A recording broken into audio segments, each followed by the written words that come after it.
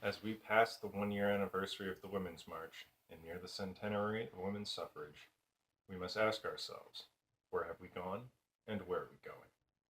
Women's access to basic health care needs are under assault across the country, from the blatant closing of clinics in the South to Governor Baker attempting to throw 140,000 people off Medicaid here in Massachusetts. Social safety net programs that help women succeed are under threat. One facet of this assault is the pro-birth movement, which is predicated upon religious belief. Any furtherance of it in law is a blatant push toward theocracy.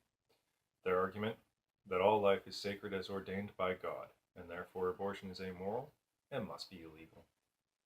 This theocratic bent, prevalent in state-level actions, from Planned Parenthood closings to laws that would ban Sharia, is a frightening trend. Since we are not yet a theocracy, they must legislate, using the pay gap as a tool and the knowledge that minority women, the intended targets, make even less than their white counterparts. Then as now, women of means will not be subject to this legislation.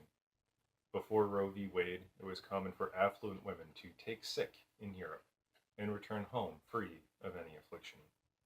Women without the ability to take time off work or to travel will be forced to birth unwanted pregnancies. What then do these pro-birth legislators do to support the life of the newborn that they so desperately wanted? Do they support 46-week maternity-paternity leave at 100% compensation as they do in Norway? No. They offer as little such leave as is possible, and to some, that is none. Do they fight for $16 minimum wage, as they have in Norway, such that these women can support their new child? No. They strive to keep the minimum wage as low as possible, or to abolish it outright.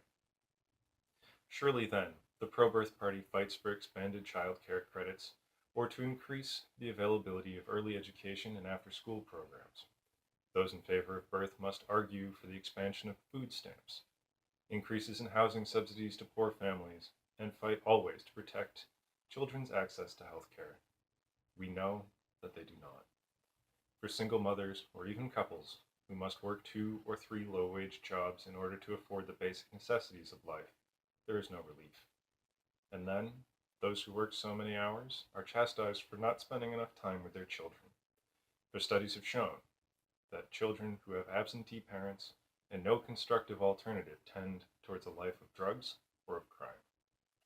Here is where the perversion deepens. For those who most ardently fight against the funding of women's health care, or programs that support life, also argue most fervently for law and order.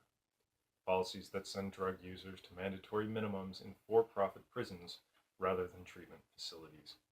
Policies that advocate for 3 strikes and ever-increasing prison sentences.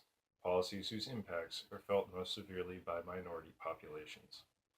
For there are ample loopholes built in to protect the white, especially affluent white male populations.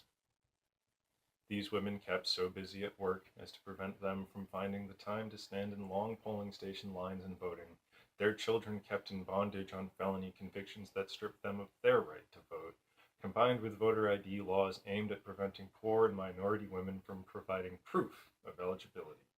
All products of a theocratic, plutocratic tyranny designed to silence dissenting voices and promulgate minority rule in the land of liberty and justice for all.